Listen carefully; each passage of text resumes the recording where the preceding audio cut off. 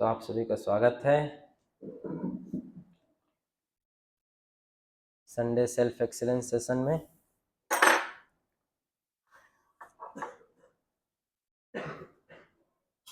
प्रत्येक सप्ताह जो है हम रविवार के दिन भगवद गीता के ऊपर चर्चा करते हैं। भगवद गीता से कुछ श्लोक लेते हैं, उसके ऊपर डिस्कशन करते हैं, उसको समझने का प्रयास करते हैं, कैसे उसे हम अपने जीवन में उतार सकें और भगवान श्री कृष्ण उन श्लोकों के माध्यम से क्या बताना चाह रहे हैं जिससे हम अपने जीवन को सार्थक कर सकें।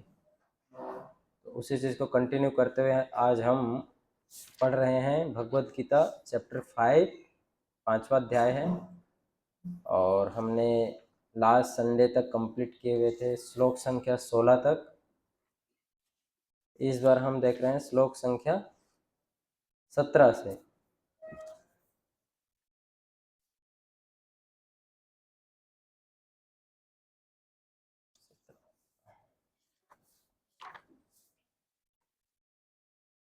और 17 से हम देखेंगे श्लोक संख्या 22 तक।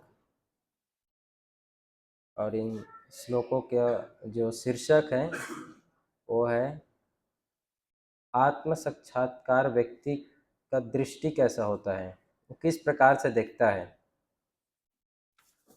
उसके ऊपर हम चर्चा करेंगे। तो भगवान श्री कृष्ण अर्जुन को बताते हैं कि किस प्रकार से हमारा विजन होना चाहिए, दृष्टि। तो अभी तक भगवान जो है अर्जुन को बताते हैं कि एक्चुअली इस संसार में हम बहुत सारे, जैसे हमने पिछली बार भी चर्चा किया हुआ था कि हर कोई अपना कर्म करता है, राइट। हर कोई अपना अलग अलग कार्य कर रहा है। तो इस कार्य जो हम करते हैं, कर्म करते हैं और उसका जो फल आता है, इसके लिए हम भगवान को रिस्पॉन्सिबल नहीं बोल सकते, भगवान को हम इसका दोष नहीं ठहरा सकते। जैसे मान लीजिए हमारे जीवन में कुछ कष्ट आता है या कुछ सुख आ रहा है, तो इसके रिस्पॉन्सिबल भगवान नहीं है, इसके रिस्पॉन्सिबल हम स्वयं हैं, क्योंकि हमारे कर्मों का फल ही हमें मिलता है। जैसे उदाहरण स्वरूप, अगर किसी खेत में अगर बबूल का पेड़ उगता है, बबूल का या फिर आम का, तो उसके लिए बारिश रिस्पॉन्सिबल नहीं है।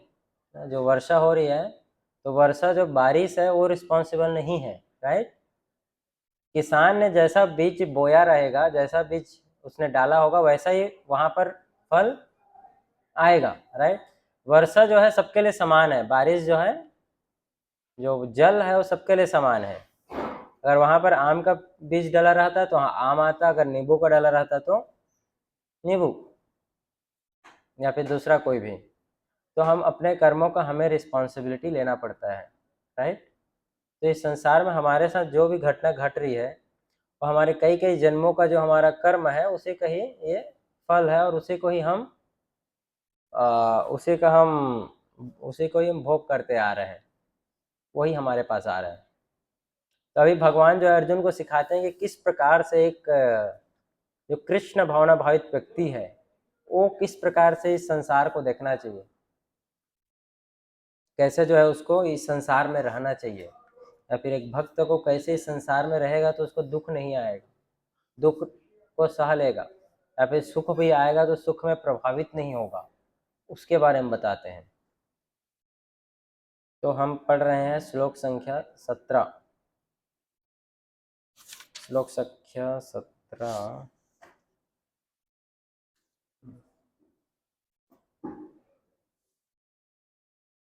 यस। सो ये श्लोक संख्या 17 है, जिसे मैं रिसाइट कर रहा हूँ, आप लोग सुन सकते हैं। तद बुद्धया तदात्मान तदनिष्ठा तदपरायण गच्छन्ति आपुनावृत्तम ज्ञान निर्धूत कल्मसा। तो भगवान अर्जुन को बताते हैं यहाँ पर तद बुद्धया पे तद आत्मना, देख रहे हैं आप लोग, तद बुद्धया तद आत्मना, उसके बाद तद निष्ठा तद परायण गच्छन्ति अपुना आवृत्तम ज्ञान निर्धूत कल्मसा। तो भगवान जो है अर्जुन को बोलते हैं कि जब कोई भी व्यक्ति जो इस मार्ग में, किस मार्ग में है, भक्ति के मार्ग में है, तो भक्ति करते हुए क्या प्रयास करता है, वो अपने मन को, बुद्धि को, अपने जो निष्ठा है, निष्ठा यानी कि श्रद्धा, और परायण यानी कि शरण लेता है। किसकी शरण लेता है? तद, तद यानी कि भगवान की शरण लेता है। जब कोई व्यक्ति इस प्रकार से ज्ञान से, मन से और अपनी बुद्धि से जो है भगवान की शरण में जाता है, भगवान की शरण में शरण लेता है भगवान की, और सब कुछ उन भगवान पे स्थिर होता है, तो क्या होता है, वो जो है समस्त प्रकार के जो भी दुख है, कलमश है, उससे क्या हो जाता है, शुद्ध हो जाता है। क्या लिखे? अपुन आवृतम, आवृतम यानी कि मुक्ति मिलता है उसको, किसी से, सारे प्रकार के दुखों से, कष्टों से। कब? जब कोई व्यक्ति भगवान के शरण में आता है, भगवान के बारे में सुनता है, जानता है, तब जाके। और जब वो भगवान की शरण में आता है, तब वो इस मार्ग पे आगे बढ़ता है, भक्ति के मार्ग पे। हम उम्मीद नहीं कर सकते, जैसे अगर कहीं किसी भी मार्ग में आगे बढ़ना है, तो उस चीज़ का उसको एसोसिएशन लेना पड़ेगा, वहाँ पर जाना पड़ेगा। जैसे अगर किसी को कॉलेज में एडमिशन लेना है, तो उसको उसके लिए प्रयास करना पड़ेगा। कॉलेज में अगर एडमिशन ले लिया है, तो पास होने के लिए उसको क्या करना पड़ेगा? पढ़ाई करना पड़ेगा। तो कहीं पर भी अगर किसी को आगे बढ़ना है, तो उसके लिए उसे उस चीज़ में प्रयास करना पड़ेगा, अग्रसर होने के लिए। तो ऐसे ही भक्ति में आगे बढ़ने के लिए उसे अपने मन को, बुद्धि को जो है भगवान पे लगाना आना चाहिए, तब जाके वो जो है भक्ति में आगे बढ़ेगा। तो मन, बुद्धि और इस सब श्रद्धा को भगवान की शरण लेने से क्या होता, क्या है, कैसा एक व्यक्ति जो है उसका नज़रिया कैसा हो जाता है ना? उसका नज़रिया मतलब वो संसार को देखने की उसकी दृष्टि बदल जाती है। जैसे शास्त्रों में उदाहरण आता है, एक वस्तु है लेकिन उसे हम अलग अलग तरीके से देखते हैं। जैसे एक गुलाब का फूल है ना?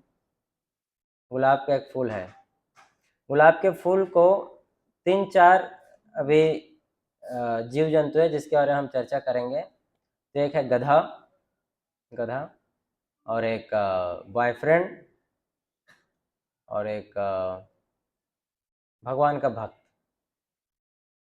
या फिर एक शॉपकीपर, ऐसे 4-5। तो एक गधा जब गुलाब के फूल को देखेगा तो क्या सोचता है? खाने की सोचेगा, अच्छा बढ़िया खिला हुआ है, खा लेना चाहिए, राइट? गधा तो खाने की ही सोचेगा, उसको देखेगा तो। अगर वही गुलाब के फूल को एक बॉयफ्रेंड देखेगा, किसी का, किसी लड़के का बॉयफ्रेंड, तो क्या सोचेगा? हाँ, गर्लफ्रेंड को देखे इम्प्रेस करने की सोचेगा। अगर उसी गुलाब के फूल को एक शॉपकीपर, दुकानदार देखेगा तो क्या सोचेगा? उसको ले जाता हूँ और इसको बेच कर थोड़ा पैसे कमा लेता हूँ। उसी गुलाब के फूल के एक भगवान का भक्त देखेगा तो क्या सोचेगा? भगवान को चढ़ाता हूँ। तो यहाँ पर वस्तु एक है कि नहीं, गुलाब का फूल, लेकिन उसे देखने का नजरिया अलग अलग है। एक गधा देखकर सोचते हैं कि उसको खा लेना चाहिए, एक बॉयफ्रेंड देखकर सोचते हैं उसे अपने गर्लफ्रेंड को दे देना चाहिए, दुकानदार देखते हैं इसे कुछ कमाई हो जाएगी, और एक भक्त देखता है कि उसे भगवान के चरणों में मैं ऑफर कर सकता हूँ। ये देखने का नजरिया है, और इसी नजरिए पे जो है, इसी जो देखने का जो हमारा दृष्टि है, उसी पे सब कुछ निर्भर करता है, इस संसार में हमारा जीना कैसे है। इसीलिए अभी भगवान जो है बताते हैं कि एक जो भक्त होता है वो इस संसार में कैसे चीजों को देखता है। तो अगले श्लोक में जो है, इस श्लोक में 17वें में भगवान बताते हैं, जो यहाँ पर जो तत् शब्द आया था, तत् का अर्थ होता है भगवान, तत् ब्रह्म। जो ये श्लोक है इसमें तद बुद्धया तत् आत्मना, तद यानी कि होता है भगवान, है ना? भगवान को जो है जनरली हम 3 रूपों में जानते हैं, ब्रह्म, परमात्मा और भगवान के रूप में। अलग अलग रूपों में जो है उसे शास्त्रों में बताया गया है। तो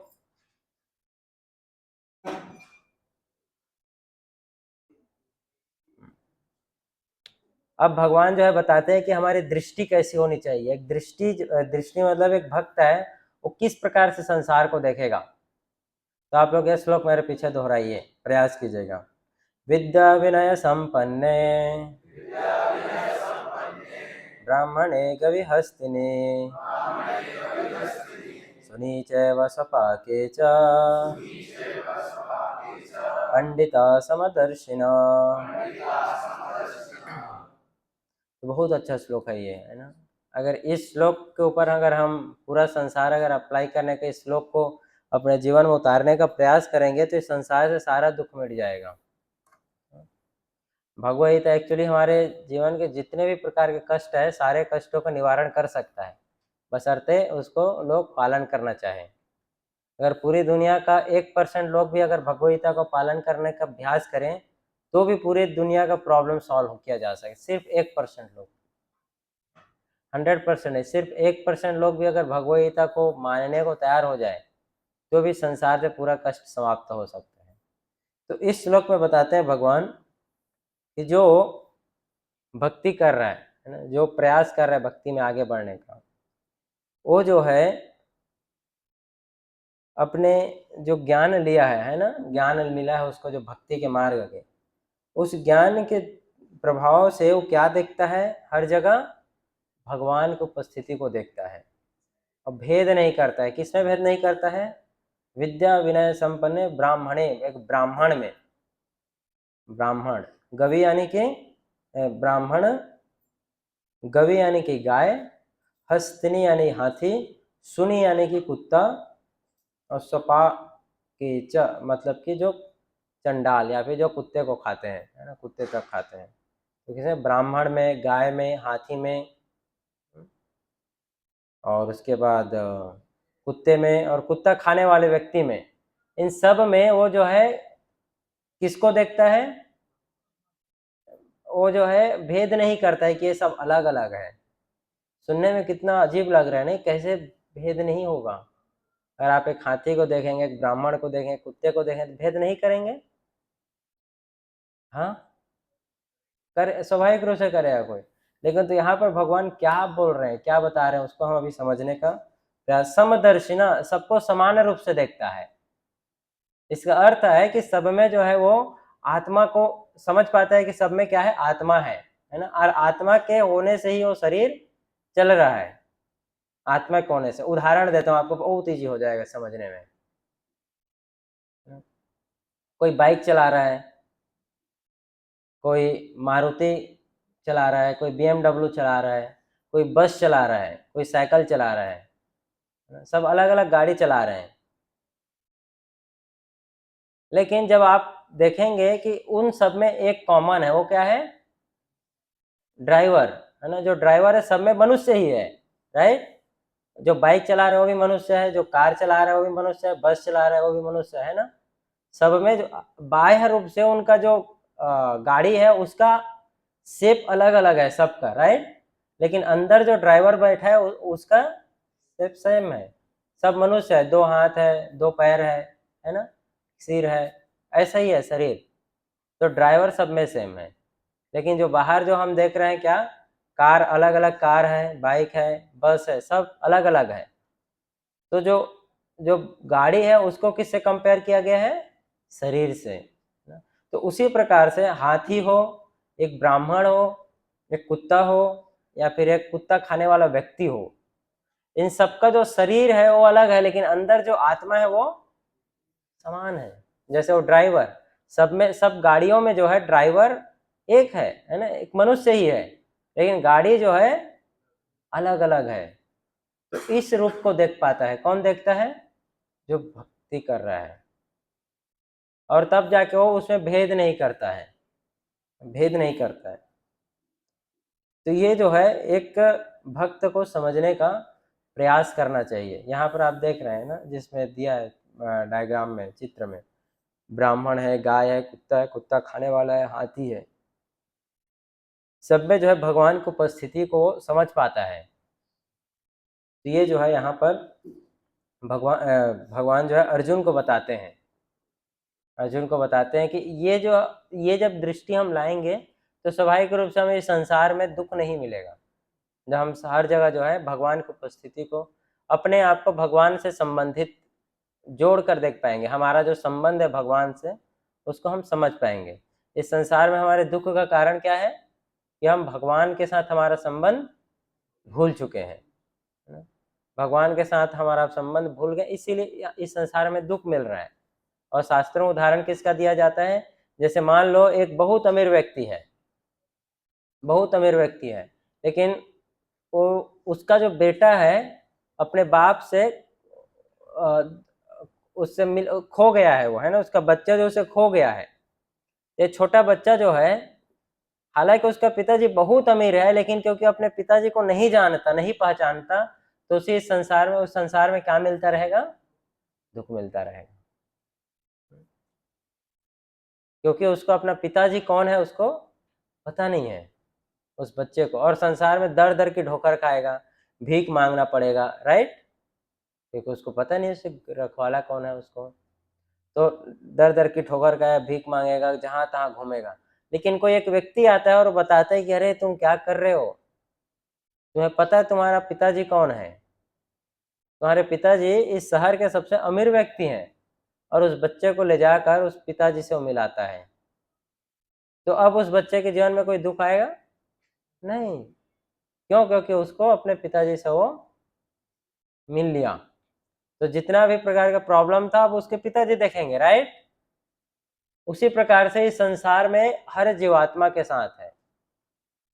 हर जीवात्मा यानी कि हम सभी जो है अपने आप को भगवान से दूरी बना के रखें, भूल गए भगवान के अस्तित्व को। और भगवान के अस्तित्व को भूल गए, इसीलिए हम इस संसार में क्या कर रहे हैं? स्ट्रगल कर रहे हैं, दुख मिल रहे हैं। कहाँ पर बोलते हैं भगवान? भगवान बोलते हैं ममई वामसो जीव लोके जीव भूता सनातन मन षष्ठान इंद्रियाणी प्रकृति कर्षति। बोलते हैं कि मना षष्ठान इंद्रियाणी, जो जीव है वो मेरा शाश्वत, मेरा अंश है सनातन काल से। लेकिन इस संसार में कहाँ पर? भौतिक जगत में वो अपने इस इंद्रियों में पड़ा हुआ, इन इंद्रियों के चक्कर, मन और 5 प्रकार के इंद्रियों के प्रभाव में रहकर वो फंसा हुआ है यहाँ पर। क्यों? क्योंकि मेरे साथ अपना संबंध को भूल गया है। तो इसीलिए मनुष्य जीवन का क्या कर्तव्य है कि हम वापस उस संबंध को रिवाइव कर, रिलेशनशिप को वापस रीस्टेब्लिश कर सके, राइट। जो भगवान के साथ हमारा संबंध है उसको वापस से रीस्टेब्लिश कर सके। तो इसलिए शास्त्रों में बताया गया है सबसे पहला चीज वो क्या है कि सबसे पहले हमें ये जानना है कि हम कौन है, राइट। हम कौन है, हमारा अस्तित्व क्या है। तो भगवत गीता के दूसरे चैप्टर को जब आप पढ़ेंगे, दूसरे चैप्टर में आता है, वहां पर बताया गया कि हम कौन है। बताया गया कि हम ये शरीर नहीं है, क्या है? हम आत्मा है। हमारा अस्तित्व मात्र एक शरीर से नहीं है, इससे ऊपर कुछ है। क्यों? क्योंकि ये शरीर तो कुछ समय के बाद क्या होने वाला है? नष्ट हो जाएगा। कुछ समय के बाद इस शरीर की समाप्ति हो जाएगी। आप में से कितने लोग हैं जो इस शरीर को अपने पास 200 साल तक रख सकते हैं? या इस संसार में ऐसा कोई है जो इस शरीर को अभी तक अपने पास रखा है? नहीं, हर किसी को ये शरीर छोड़ना पड़ता है, हम चाहे ना चाहे, हमारी इच्छा से नहीं चलता है। इवन ये शरीर हमें अपनी इच्छा से दिया भी नहीं गया है, राइट। कितने लोग ने, आप में से कितने लोग हैं जिन्होंने अपने आप को चूज किया कि मुझे ऐसा शरीर चाहिए, ऐसा फेस कट? नहीं ना, ये हमें दिया गया है और ये समय के साथ हमसे ले लिया जाएगा। तो ये शरीर हम नहीं है, बल्कि इस शरीर का जो ड्राइवर है वो हम हैं। तो ये शरीर कैसे चल रहे हैं? आत्मा के होने से। तो आत्मा जो है भगवान के साथ ये संबंध है, उसी चीज को भगवान जो है बोलते हैं अर्जुन को, उसको जानने का प्रयास करो। तो यहाँ पर जो है अर्जुन को भगवान बताते हैं। तो ये देखिए, तो जो भक्त है उसका विजन, दृष्टि है ना, देखने का तरीका। तो जो एक भौतिकवादी व्यक्ति है, जो भौतिकतावाद में लगा है, सिर्फ बाहर मटेरियलिस्टिक एक्टिविटीज में लगा है, उसका विजन कैसा होता है? वो किस आधार पे देखता है? और बाह्य शरीर के आधार पे देखता है कि अरे ये तो कुत्ता है, ये बिल्ली है ना, ये हाथी है, ये काला है, ये गोरा है, ये छोटा है, ये बड़ा है। उस आधार पे मंडेन मंडेन विजन। जो थोड़े समय के बाद समाप्त होने वाला है। क्या पता जो इस अभी सबसे छोटा व्यक्ति है वो पिछले जन्म में सबसे बड़ा व्यक्ति रहा होगा हाइट में। ये इस संसार में जो बहुत गोरा है वो पिछले जन्म में हो सकता है मनुष्य ही ना रहा हो, है ना। तो ये मंडेन विजन है। स्पिरिचुअल विजन, आध्यात्मिक विजन, दृष्टि क्या है? आध्यात्मिक दृष्टि कि देखना कि हर जगह जो है, हर शरीर में भगवान का अस्तित्व है। आत्मा के होने से ही सारा शरीर चल रहा है, यह जानने का प्रयास करना। तो इस भौतिक जगत में जो भी हम चीजें देख रहे हैं, मंडेन विजन क्यों रहता है? मंडेन विजन होने का कारण है कि हम 3 गुणों के प्रभाव में रहते हैं ना। 3 गुणों के प्रभाव में। 3 गुण कौन कौन से हैं? सतोगुण, रजोगुण और तमोगुण। इन 3 गुणों के प्रभाव में होने के कारण हम जो इस संसार में मंडेन विजन हमारा रहता है, इस संसार जो भौतिकतावादी विजन है रहता है। तो इसीलिए जो भक्त होता है, भगवान का भक्त, तो 3 गुणों से ऊपर उठता है। 3 गुणों से ऊपर, त्रिगुणातीत बोलते हैं उसको। 3 गुणों से ऊपर, ना वो सतोगुण में रहता है, ना रजोगुण में और ना ही तमोगुण में। इन तीनों से ऊपर उठने का प्रयास करता है। इन भक्ति करने के लिए जो है हमें एटलीस्ट रजोगुण और तमोगुण से ऊपर उठकर तो सतोगुण में आने का प्रयास करना चाहिए। सतोगुण का प्रयास मतलब कि हम एटलीस्ट जो है, सतोगुण का लक्षण क्या है? आनंद और ज्ञान, ज्ञान और खुशी, है ना। ज्ञान के आधार पर हम चीजों को समझने का प्रयास करते हैं। कोई भी कार्य करते हैं तो देखते हैं कि वो कार्य करने का परिणाम क्या आएगा, है ना, रिजल्ट क्या आएगा। आजकल जो है हम नहीं तो कुछ करने से पहले लोग सोचते नहीं है कि उसका परिणाम क्या आने वाले हैं, सिर्फ कर बैठते हैं, मन किया तो करते हैं।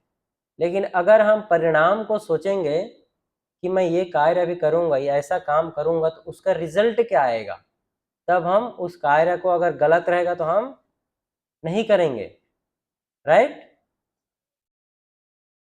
तो उस ज्ञान को अप्लाई करने के लिए भी हमारे पास वैसा ज्ञान होना चाहिए, वैसा सोचने के लिए ज्ञान होना चाहिए। वो ज्ञान क्या है? वो ज्ञान है भगवत गीता का, जो हमें डिस्क्रिमिनेशन पावर देता है, सही और गलत का, सही और गलत की पहचान करने का कि क्या सही और क्या गलत है, इसकी पहचान करने की शक्ति मिलती है। इसीलिए जो है हमें ये दृष्टि, ये जो है इसको सीखने का प्रयास करना चाहिए कि 3 गुण है क्या। और जब कोई व्यक्ति इन चीजों को जानता है, इस ज्ञान को समझने का प्रयास करता है, भगवद गीता के ज्ञान को, जब वो हर जगह जानने का प्रयास करता है कि मैं आत्मा हूँ, भगवान का अंश हूँ, है ना, भगवान का अंश हूँ, तो जब इस चीज को जानता है और वापस अपने संबंध को भगवान के साथ जोड़ता है तो क्या होता है? तो भगवान बताते हैं तब क्या होता है। तब भगवान बताते हैं, इहैव तैर्जिता सर्गो येषां साम्ये स्थितं मनः निर्दोषम ही समम ब्रह्म तस्मात् ब्रह्मणि ब्रह्मणि ते स्थितः। जब कोई अपने आप को, भगवान को वापस जानने का प्रयास करता है, अपने संबंध को पुनर्जीवित करता है, तो क्या होता है? वो जो है इस संसार का जो बंधन है ना, इस संसार का जो बंधन है उससे क्या नहीं, वो निकलता है ना। इस संसार में बंधन क्या है? इस संसार का बंधन क्या है? हाँ, अटैचमेंट। यस, क्या चीज से अटैचमेंट? Material attachment. उसके कारण क्या होता है? मिजरी मिलता है। कहाँ से मिजरी मिल रहा है? मिजरी का रूट कॉज क्या है? डिजायर्स। यस। तो भगवतम भगवान अभी बता रहे हैं इसमें, येषां साम्ये स्थितं मनः इहैव तैर्जिता सर्गे। बोलते कि इस जीवन में जो सर्ग यानी कि होता है जन्म और मृत्यु, है ना, जन्म और मृत्यु। तो हमारा जो इच्छा है, डिजायर्स है या अटैचमेंट है, इसके कारण क्या होता है? हम बारंबार जन्म और मृत्यु के साइकिल में एक शरीर से दूसरे शरीर में जा रहे हैं, राइट। जैसे अभी हम सभी मनुष्य के शरीर में है, राइट। इससे पहले हम किसी और शरीर में थे और आने वाले समय में किसी और शरीर में जाएंगे, निश्चित है। क्यों? क्योंकि 84 लाख योनि के बारे में वर्णन आता है शास्त्रों में, और इन योनि में हम अपनी इच्छाओं से जो है, अपनी जो इच्छा होती है उन इच्छाओं के कारण हम एक शरीर से दूसरे शरीर में जाते हैं। इसीलिए इस संसार को क्या बोला गया है? भव सागर, या फिर जन्म मृत्यु का चक्कर जो है कंटिन्यू चल रहा है। तो बोलते हैं कि जो जिसका मन जो है भगवान पे स्थित होता है, भगवान पे लगाने का प्रयास कर रहा है, भक्ति कर रहा है, वो जन्म और मृत्यु का जो चक्कर है इससे बाहर निकलता है ना। और जब तक कोई जन्म और मृत्यु के चक्कर से बाहर निकलने का प्रयास नहीं करेगा, उसके जीवन में दुख हमेशा आता रहेगा। सफरिंग का कारण क्या है? कि हम बारंबार जन्म और मृत्यु के चक्कर में पड़े हैं, राइट। इस शरीर में हमारे साथ इतना दुख आता है, अगले शरीर में जाएंगे फिर कोई दुख आएगा, फिर कोई दुख आएगा, राइट। तो जो भक्ति करता है वो इस जन्म और मृत्यु के बंधन से निकलता है ना, उसे निकलने का प्रयास करता है, निकल जाता है। और वो कहाँ पर स्थित होता है? वो भगवान की भक्ति में स्थित होता है। ब्रह्म तस्मात् ब्रह्मणि स्थिता, वो जो है ब्रह्म यानी कि भगवान का जो एक प्रकाशवान स्वरूप है, उसे ब्रह्मन बोलते हैं, उसमें स्थित हो जाता है। भगवान की एक तरीके से भक्ति करता है ना, भक्ति करने से वो स्वाभाविक रूप से उस पद पे स्थित हो जाता है, स्पिरिचुअल प्लेटफॉर्म में स्थित हो जाता है। तो ये जो है एक भक्त प्रयास करता है इस चीज को जानने का, समझने का, और यहाँ से वो निकलने का प्रयास करते हैं। तो प्रभुपाद जी लिखते हैं, यहाँ पर लिखते हैं, उसे इस भौतिक जगत में जन्म नहीं लेना पड़ता, अपितु अपनी मृत्यु के बाद वह आध्यात्मिक लोक को जाता है। अभी हम जो है मृत्यु के बाद कहाँ जाते हैं? इसी लोक में रहते हैं, एक शरीर से दूसरे शरीर में। लेकिन जो भगवान का भक्त होता है वो मृत्यु के बाद कहाँ जाता है? भगवान के धाम को जाता है, वैकुंठ धाम को जाता है, जहाँ पर किसी प्रकार का दुख नहीं है।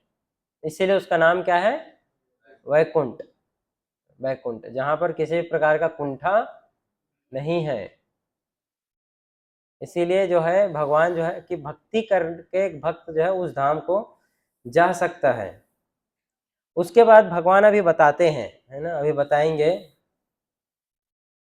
क्या बताने वाले हैं कि इस संसार में रहते हुए एक भक्त किस प्रकार से उसका बिहेवियर कैसा रहता है, कैसा व्यवहार करता है ना, यहाँ की चीजों को लेकर के वो किस प्रकार से उसका व्यवहार, वो किस प्रकार से स्थित रहता है, अपने मन को स्थित करके रखता है। तो बोलते हैं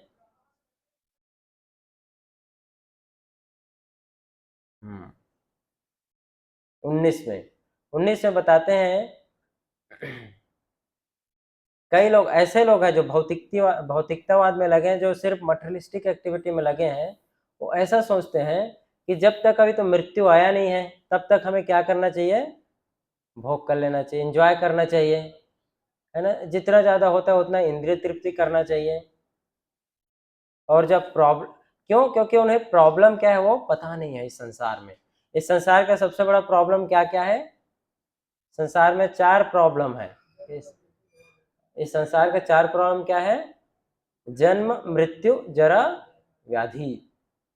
जन्म यानी कि जन्म जो लेता है जीवात्मा तो उसे कष्ट होता है। इसीलिए जब जन्म लेता है तो बच्चा कैसे जन्म लेता है? रोते हुए लेता है, हंसते हुए। आप में से ऐसा कोई है जो हंसते हुए जन्म लिया, चेहरे में एक अलग से स्माइल लेकर? नहीं, हर किसी के चेहरे में क्या रहता है? चेहरा रोता हुआ आता है। क्यों? क्योंकि जन्म अपने आप में एक कष्ट है। फिर जन्म के बाद मृत्यु, मृत्यु तो है ही कष्ट। हम देखते हैं संसार में जब भी कोई किसी की मृत्यु होता है तो रोता हुआ ही जाता है, हंसता हुआ नहीं जाता है। और फिर जरा, जरा और व्याधि, जरा यानी कि बुढ़ापा और व्याधि यानी कि बीमारियां। तो इस संसार में बीमारी और बुढ़ापा दोनों आता है, आता है। इसीलिए जो है हमें इन चीजों से निकलने के लिए भगवान की भक्ति करने के लिए यहाँ पर बताया गया है। सो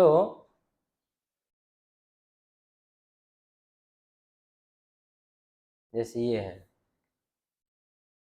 जो हम जो है हमारा शरीर जो है परिवर्तन कंटिन्यू होते रहता है ना, भगवद गीता में इसको बताया गया है।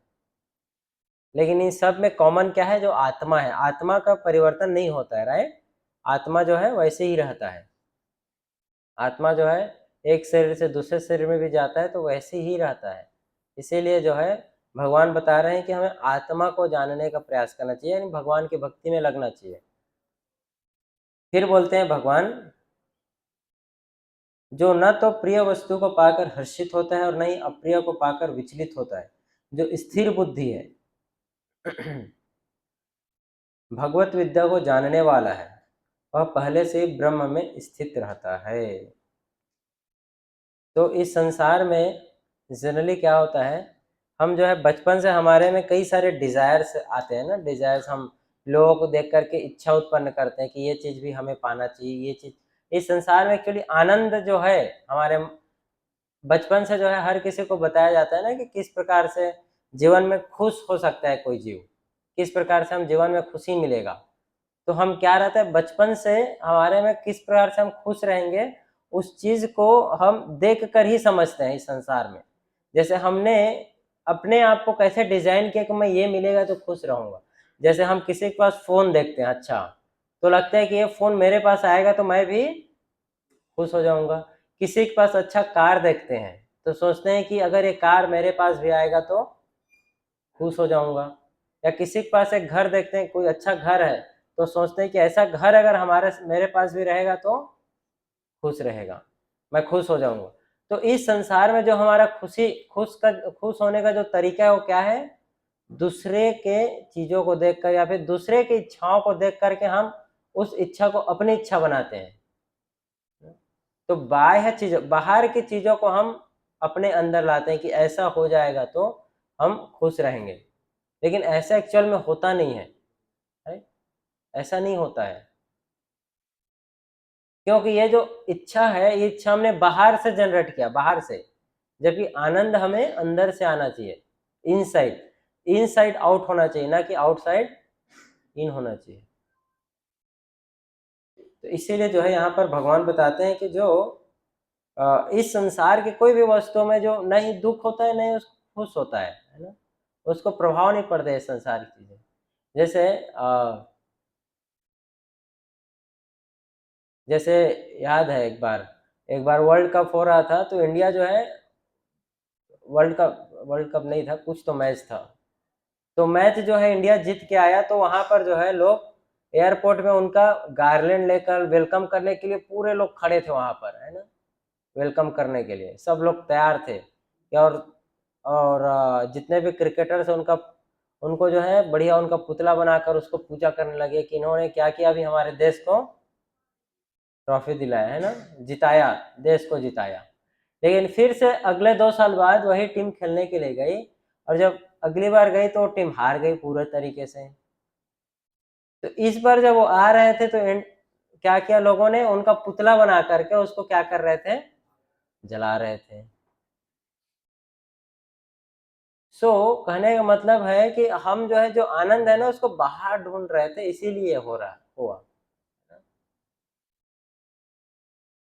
सिचुएशन के साथ कोप अप नहीं कर पाना, है ना। जैसे कई बार लोग जीवन में होता है, जब कुछ अच्छा हो रहा है तो बहुत ज्यादा खुश रहेंगे, लेकिन जैसे ही कुछ थोड़ा फिर बुरा होता है तो बुरा होएगा तो प्रॉब्लम, डिप्रेशन में चले जाना या फिर दुख हो जाना। इसका कारण यही है, कोई भी अप्रिय वस्तु यानी कि जो मुझे पसंद नहीं है वो आता है तो क्या हो जाना, विचलित हो जाना, मन विचलित हो जाएगा। और जो बहुत अच्छा लगता है वो आएगा तो हर्षित हो जाना, खुश हो जाना। ये जो है अभी कलयुग का सबसे बड़ा सिम्टम है, कलयुग में। और इसीलिए कलयुग में जो है लोगों के पास पेशेंस नहीं है ना। पेशेंस यानी कि थोड़े समय के लिए भी हम एक चीज को कंटिन्यू नहीं कर सकते, नहीं कर सकते, कोई भी चीज को लंबे समय तक नहीं कर सकते। लेकिन बोलते हैं कि जो भगवान का भक्त है, जो भगवान का भक्त है, जो भक्ति में लगा हुआ है, उसके साथ ऐसा नहीं होता है। उसके साथ चाहे जैसे भी परिस्थिति रहे वो उस परिस्थिति का सामना कर लेता है। जैसे प्रभुपाद जी एक एग्जाम्पल देते हैं, बोलते हैं कि लोगों के पास अच्छी खबर हो या बुरी खबर हो, दोनों में वो स्थिर नहीं रहते हैं, मतलब समान नहीं रहते हैं। आपको पता है कई बार बहुत अच्छा खबर सुनने से भी हार्ट अटैक आ जाता है। प्रभुपाद जी एग्जाम्पल देते हैं, बंगाल का है, कोलकाता में एक मालिक और नौकर रहते हैं, तो उसका नौकर जो है लॉटरी खरीद के लाता है, लॉटरी खरीदा रहता है, और सम हुआ है उसका लॉटरी लग जाता है। तो उसके मास्टर को पता चलता है कि 10 लाख का लॉटरी लगा रहता है। तो उसका मास्टर जो है, मालिक जो है, अपने नौकर को बताता है यार तेरा 10 लाख का नौकरी लगा है। तो इतना खुश हो जाता है कि उस खुशी के मारे उसको हार्ट अटैक आ जाता है, इतना खुश कि हार्ट अटैक आ जाता है। ये संसार में ऐसे होता है ना, हम जो है कोई भी परिस्थिति में अपने आप को समान रूप से नहीं रख पाते हैं। किसी को अगर दुख का खबर मिले तो स्वाभाविक है कि उसको हार्ट अटैक तो आ ही जाता है, लेकिन सुख में भी हार्ट अटैक आता है। ये प्रभुपाद जी प्रैक्टिकल एग्जांपल देते, कोलकाता का एक रियल इंसिडेंट है।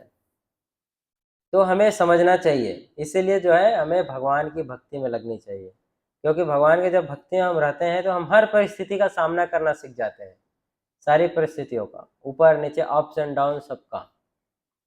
इसीलिए एक भक्त जो है हमेशा अपने जीवन में कोई भी परिस्थिति रहे वो आनंदमय रहता है, आनंद में रहता है। और बाहर का जो भौतिकतावादी व्यक्ति है, जो भौतिकतावादी चीजों में लगा है, वो सब कुछ जीवन में ठीक है तो भी वो हमेशा उसका मन क्या रहता है, उदास रहेगा, उदास रहता है, मन घबराया हुआ रहता है, चित्त शांत नहीं रहता है। और एक भक्त के जीवन में कितने भी प्रॉब्लम रहेंगे तो भी वो शांत रहता है, चित्त शांत रहता है। क्यों? क्योंकि उसे पता है कि हर चीज जो भी कार्य यहाँ किया जा रहा है वो सब भगवान की इच्छा से हो रहा है, भगवान के इच्छा से हुआ जा रहा है, इसीलिए है ना, वो भगवान का हाथ देखता है। इसलिए हमें ये समझने का प्रयास करना चाहिए। तो ये जो है यहाँ पर प्रभुपाद जी लिखते हैं तात्पर्य में, तो इसका पहला लक्षण क्या है, जो भगवान की भक्ति में लगा है उसका पहला लक्षण है कि उसमें शरीर और आत्म तत्व के तदात्म का भ्रम नहीं रहता। मतलब वो शरीर और आत्मा को एक नहीं मानता है, वह यह भली भांति जानता है कि मैं ये शरीर नहीं हूँ, शरीर नहीं, अपितु तो भगवान का एक अंश हूँ। तो ये हमें जानने का प्रयास करना चाहिए। समझने का कैसे जानेंगे, इसको समझने का सबसे जो अच्छा तरीका है वो है भगवान के नाम का जप करके। भगवान के नाम को अगर हम जप करेंगे प्रतिदिन, तो स्वाभाविक रूप से हमारे हृदय का जो कंटामिनेशन है, कलमश है, वो क्या होगा, धीरे धीरे हटेगा। तो हम धीरे धीरे भक्ति में आगे बढ़ेंगे। जब आगे बढ़ते जाएंगे तब हमें समझ में आएगा किस प्रकार से भगवान श्री कृष्ण जो है इस सृष्टि के कंट्रोलर है, सृष्टि उनसे आया है, और हम कैसे भगवान के अंश हैं, ये समझ में आएगा। फिर बोलते अतः कुछ प्राप्त होने पर न तो उसे प्रसन्नता होती है और न ही शरीर की कुछ हानि होने पर शोक होता है, जबकि इस संसार में हम ऐसा नहीं देखते हैं। अब प्रभुपाद जी लिखते हैं अगले श्लोक में, और भगवान श्री कृष्ण बताते हैं,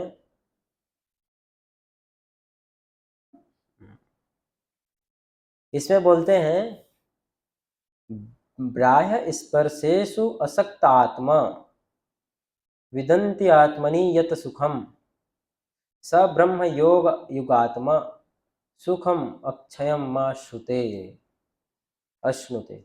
बोलते हैं कि ऐसा मुक्त पुरुष यानी कि ऐसा भक्त जो है क्या करता है, वो भौतिक इंद्रिय सुख की ओर आकृष्ट नहीं होता। वो जो है जो मटेरियलिस्टिक हैप्पीनेस है ना, जो हम जो इस संसार में जो जहाँ से लोग प्रयास करते हैं, कौन कौन से जिसे हम मटेरियलिस्टिक हैप्पीनेस बोलते हैं, जहाँ, अच्छा, कहाँ पर है इस संसार में बाहर के जो लोग हैं, भौतिकतावादी लोग हैं, कहाँ पर खुश होने का प्रयास करते हैं, कहाँ जाके अपना आनंद ढूंढते हैं? हाँ, यस, मूवीज में, राइट, और हाँ, पार्क में, और क्लब में, हम्म, प्रजल्प में, हाँ इंद्रिय सुख, काम इच्छा, तो ये सब सारे जगह जो है हम क्या आनंद ढूंढने का प्रयास करते हैं, ये सब इंद्रिय सुख। तो बोल रहे हैं जो भक्त होता है, भगवान का जो भक्त होता है, ये भौतिक इंद्रिय सुख की ओर आकृष्ट नहीं होता, आकृष्ट नहीं होता। ऐसा नहीं कि उसके पास नहीं होता है, सारी चीजें होता है, लेकिन वो आकृष्ट नहीं होता, उसको उसमें टेस्ट नहीं आता, उसमें उसको आनंद ही नहीं आता।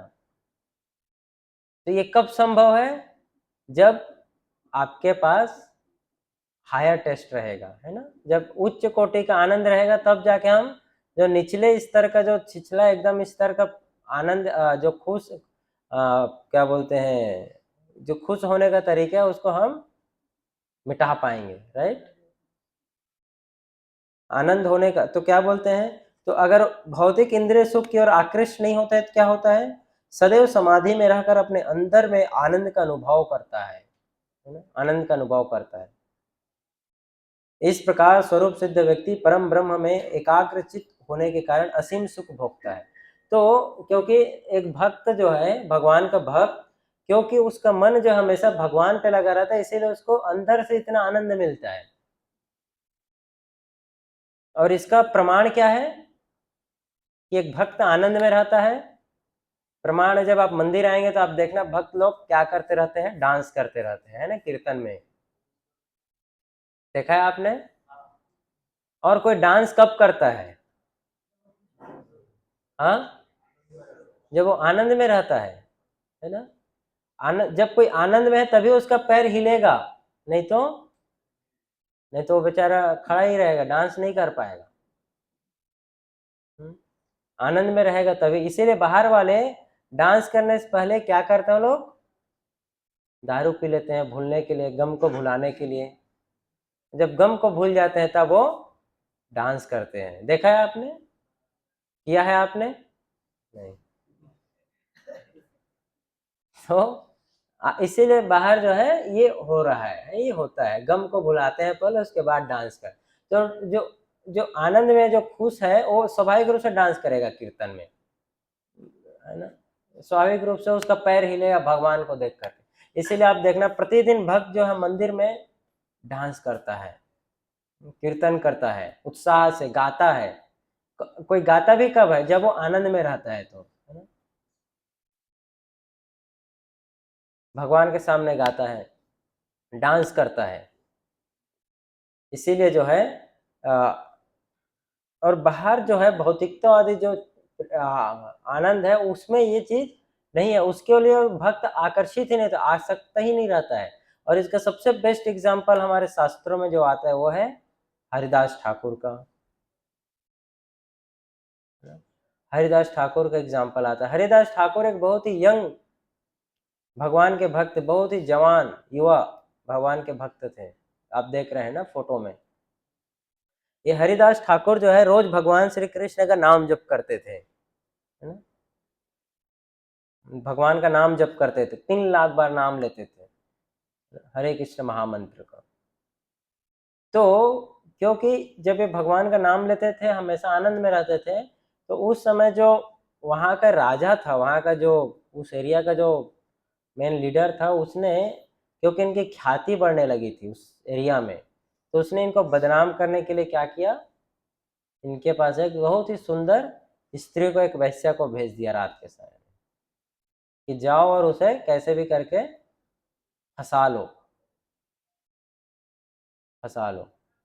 तो जो स्त्री थी वैश्या, और रात को आती है हरिदास ठाकुर के पास और उनको ऑफर देती है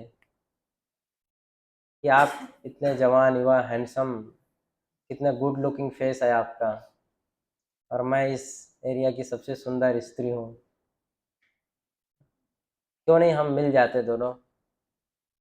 तो हरिदास ठाकुर के पास एक मौका था कि नहीं, रात का समय कौन देखता है, और इतना अच्छा नाम है, कोई कल सुबह कोई इसी को विश्वास भी नहीं होगा और बोल देंगे तो।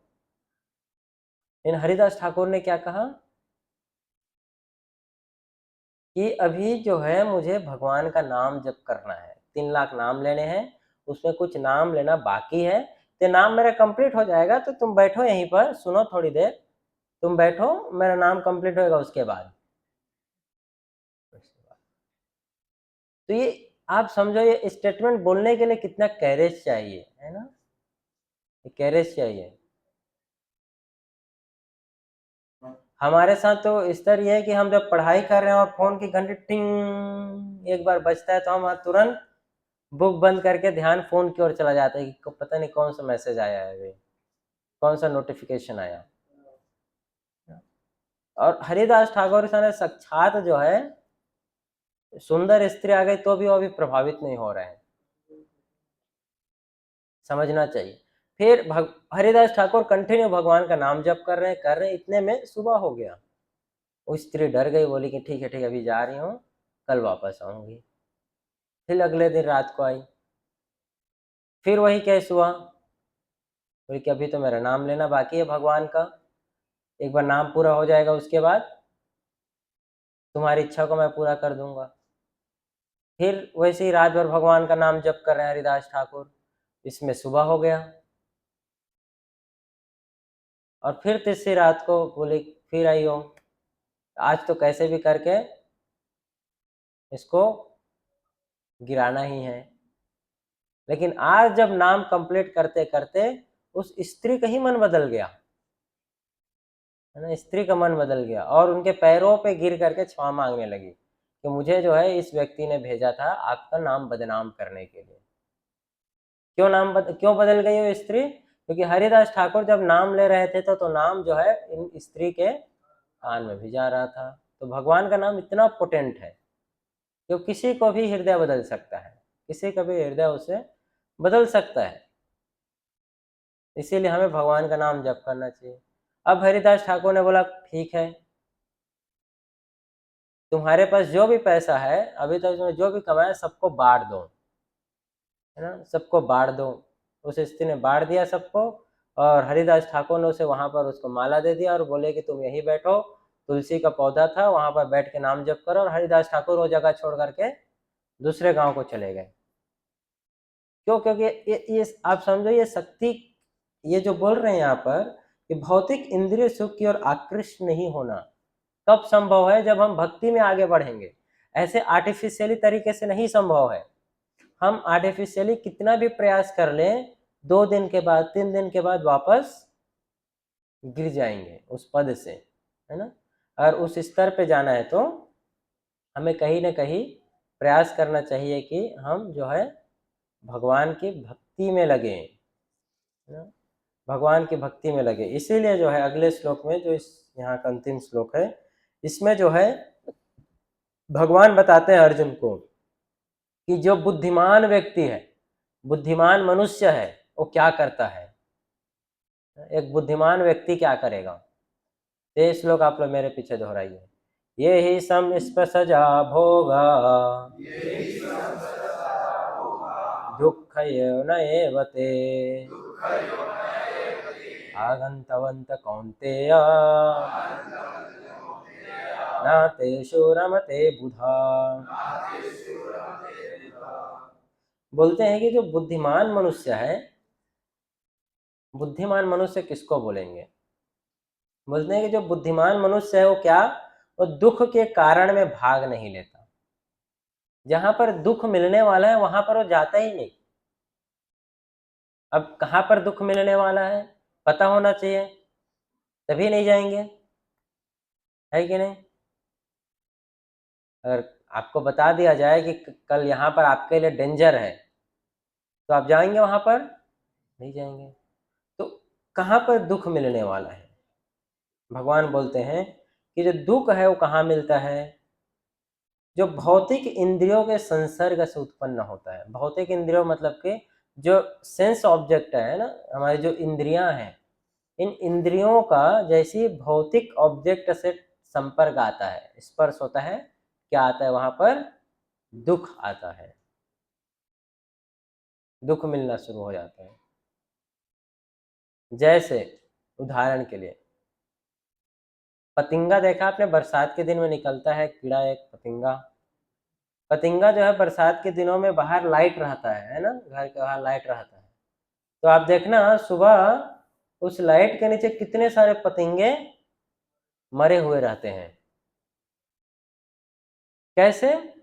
क्योंकि रात के समय जो है पतंगा जो है उसको लाइट क्या लगता है, बहुत ही आकर्षित लगता है, बहुत अट्रैक्टिव लगता है, और वो जाकर उस लाइट को क्या करता है, पकड़ने का प्रयास करता है और जाकर उस लाइट को मारता है, उस बल्ब को। और उस प्रयास में क्या होता है, उसका जान गंवा बैठा प्यार में।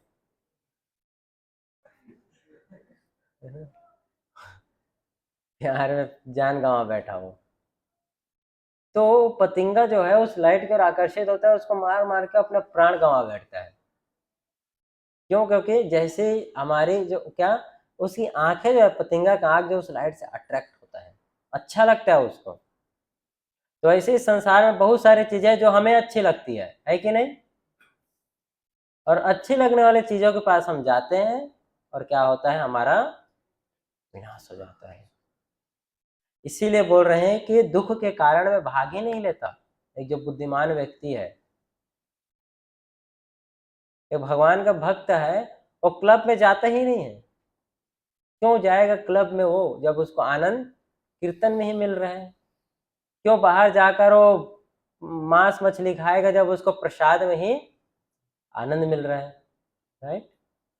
जब भक्तों के संग में उसको आनंद मिल रहा है, तो क्यों बाहर जाकर वो लोगों का, जो भौतिकवादी लोग हैं, उनके साथ वो संग करेगा, उनसे संपर्क बनाएगा? तो बोलते हैं यहाँ पर कि जो आपको ये पता होना चाहिए कि दुख कहाँ से मिल रहा है। दुख आने का सिंपल कारण है कि जब हमारी आंख, कान, नाक, ये जो है इस भौतिक संसार की चीजों की ओर आकर्षित होता है। ये आंख जो है, हमारी आंखें ऐसी, यहाँ की जो चीजें उससे आकर्षित हो रहा है, सुंदर कोई चित्र दिख गया, फिगर दिख गया, उसकी ओर आकर्षित हो रहा है। कान जो है ऐसी चीजों से, ऐसा कुछ सुनने को चाह रहा है, मन कर रहा है जो भगवान से संबंधित नहीं है, तो स्वाभाविक रूप से उस परिस्थिति में जीव को दुख मिलेगा ही मिलेगा। शास्त्रों में उदाहरण आता है किसका? हिरण का। हिरण, हिरण जो है सुनने के चलते वो अपना प्राण गंवा बैठता है। सुना है आप लोगों ने? हिरण को कैसे पकड़ते हैं? एक शिकारी हिरण को कैसे पकड़ता है? हाँ, बहुत ही सुंदर म्यूजिक निकालता है शिकारी, है ना? बहुत सुंदर म्यूजिक। और उस म्यूजिक को सुनकर के हिरण दौड़ता है, किधर से आ रहा है, किधर से आ रहा है, और खो जाता है कि भाई ऐसा म्यूजिक जो है जरूर कुछ तो होगा मुझे पकड़ने के लिए। वो दिमाग लगाना बंद कर देता है, सिर्फ दौड़ता जाता है किसके पीछे? उस म्यूजिक के पीछे। और शिकारी जो है उसको पकड़ता है, फिर शिकार कर लेता है सुनने के लिए। तो इस संसार में जो है, जैसे ही हमारा जो स्पर्श, ये ही सम स्पर्शजा भोगा, भोग यानी कि इंजॉय करने के लिए, इंजॉय करने के लिए जैसे ही जीव जाता है, वैसे ही जैसे वो भौतिक जगत के कोई भी चीज को स्पर्श करता है, वो उसको करंट लगता है। जैसे कि आपने देखा इलेक्ट्रिसिटी वायर, वायर, जैसे ही आप वायर को टच करेंगे क्या होगा? हाँ, करंट लगेगा कि नहीं लगेगा? है ना? क्यों? क्योंकि उस वायर में क्या है? करंट है ना? तो जैसे ही आप उसको टच करोगे क्या लगेगा? आपको भी शॉक लगेगा कि अच्छा लगेगा? झूला झूला बना के झूल नहीं सकते उसको आप, वायर को। तो वैसे इस संसार की जो चीजें हैं उसमें ऑलरेडी, जैसे करंट में जो इलेक्ट्रिसिटी था जिससे करना शॉक लगा, वैसे इस संसार की जो चीजें उसमें दुख है, दुख ऑलरेडी है। और दुख है, और जैसे ही आप उसको टच करते हो क्या होता है? आपको भी दुख मिलता है, आपको भी दुख मिलता है। इसीलिए जो है, जो बुद्धिमान व्यक्ति है वो जो है वहां पर जाते ही ना, उस दुख के कारणों में भाग ही नहीं लेता। और इन प्रयास में क्या बोल रहे हैं, इस प्रयास में ऐसा नहीं कि शुरुआत में चलो थोड़ा आनंद मिल गया, बाद में दुख मिलेगा, नहीं। भगवान बोलते हैं कि हे कुंती पुत्र, आगंतवंत कौन्तेया, आदि और अंत दोनों में दुख मिलेगा, दोनों में ही दुख मिलेगा, शुरुआत में भी और अंत में भी, दोनों जगह उसे दुख मिलेगा। इसीलिए एक जो चतुर व्यक्ति है, एक बुद्धिमान व्यक्ति, एक भक्त है, वो इसमें आनंद नहीं लेने का प्रयास करते, इसमें आनंद नहीं ढूंढता है। इसमें आनंद, इसीलिए एक बहुत बड़े आचार्य हुए हैं, बहुत बड़े आचार्य हुए हैं जिनका नाम है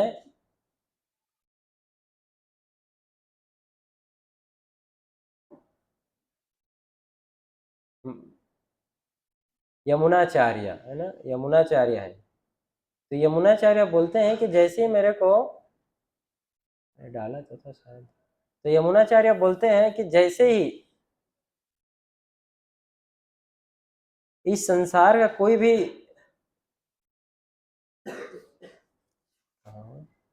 हाँ यमुनाचार्य, यमुनाचार्य बोलते हैं कि संसार कैसे मेरे कोई सुख आता है ना, इंद्रिय सुख, इच्छा करने का, मन में इच्छा आता है भोग करने का, चलो अच्छा है ये, इसको भोग कर लिया जाए, तो जैसी वो इच्छा आता है मेरे मन, मेरे उस इच्छा के ऊपर ही मुझे थूकने की इच्छा होती है, बोलते हैं ऐसी इच्छा जैसे आता है उस इच्छा के ऊपर ही थूकने का मन होता है। और बोलते हैं क्या, तदवधि बत नारी संग में ऐश्वर्य माने, है ना, नारी सुख, इस संसार का सबसे बड़ा सुख क्या है, स्त्री के साथ साथ। तो बोलते जैसे विचार आता है क्या होता है, भवति मुख विकार सुष्टु निष्ठिवनम च, उस विचार पे ही थूकने का मन होता है, इच्छा होता है, यमुनाचार्य बताते हैं। बहुत, ये भक्ति में जब आप आगे बढ़े तब ये होता है, ऐसा भी शुरुआत में नहीं, है ना, शुरुआत में नहीं होता, तो बता रहे हैं। इसीलिए जो है क्या बोलते हैं, ये जो भक्त है वो भगवान की भक्ति में आनंद प्राप्त करता है। इसीलिए पद्म पुराण में क्या बोला गया है, रमन्ते योगिना आनंदे सत्यानंद चिदात्मनि इति राम पदे नाशो परम ब्रह्म विधीयते। जो भगवान का भक्त है वो सत्य में भगवान में रमण करते हुए अनंत दिव्य सुख प्राप्त करता है। इसीलिए जो है परम सत्य को भी राम कहा जाता है। इसीलिए जो है वो भगवान के भक्ति में लगा रहता है, इसीलिए उसको आनंद मिलता है ना। इसीलिए जो है हमें प्रयास करना चाहिए कि हम अपना समय जो है कहाँ दें, ज़्यादा से ज़्यादा भक्ति में दें। जितना ज़्यादा आप इसमें आगे बढ़ने का प्रयास करेंगे उतना ज़्यादा आप जीवन में आनंद का अनुभव करेंगे, जीवन में खुश रहेंगे हम, जितना ज़्यादा हम भक्ति में आगे बढ़ने का प्रयास करेंगे, है ना। ठीक है, हम यहीं पर रुकेंगे। तो आप में से अगर किसी का कोई प्रश्न है तो आप लोग पूछ सकते हैं, अदरवाइज हम कीर्तन करेंगे। Thank you very much. Hare Krishna. Yes. तो किसी कोई प्रश्न है तो आप पूछ सकते हैं, अदरवाइज लोग कीर्तन करें।